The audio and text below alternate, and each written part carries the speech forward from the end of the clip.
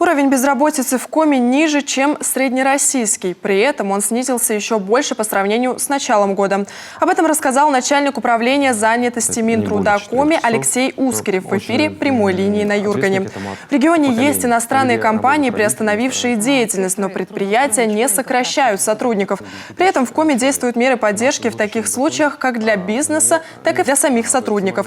В непростой экономической ситуации государством приняты дополнительные меры и по трудоустройству молодежи. У нас есть постановление правительства Российской Федерации, где субсидируется найм молодежи до 30 лет.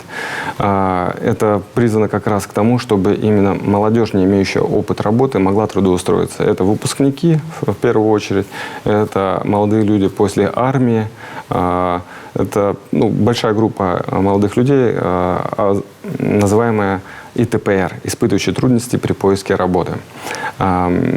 Кроме того, правительством Республики Коми принято распоряжение правительства, в рамках которого утверждены перечень специальностей, на прием которых, при трудоустройстве на которые молодым людям северная надбавка устанавливается в максимальном размере сразу же. То есть не надо вырабатывать определенный стаж и ее нарабатывать.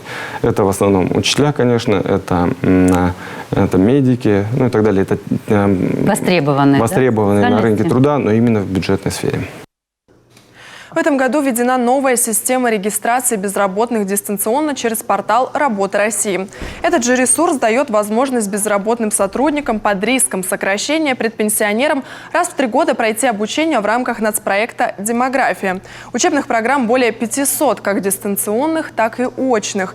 Также в ходе прямой линии Алексей Ускерев рассказал о пилотном проекте модернизации службы занятости. Центр занятости Сыктывкара у нас является пилотным центром занятости, в котором происходит модернизация службы занятости. Что она подразумевает? Да, она подразумевает как... Первое – это изменение вывески, это красивая картинка будет, а второе – это изменение формата оказания государственных услуг.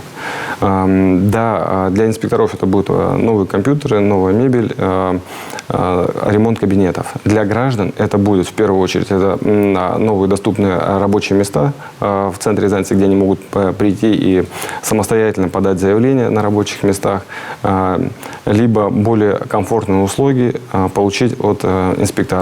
Это будет новый офис в виде Open Office, где, в принципе, будет прозрачное оказание услуг. Центры занятости Коми ежегодно помогают безработным жителям региона открыть свое дело. Это не только профориентация, обучение, но и финансовая помощь на старт малого бизнеса в размере 153 тысяч рублей.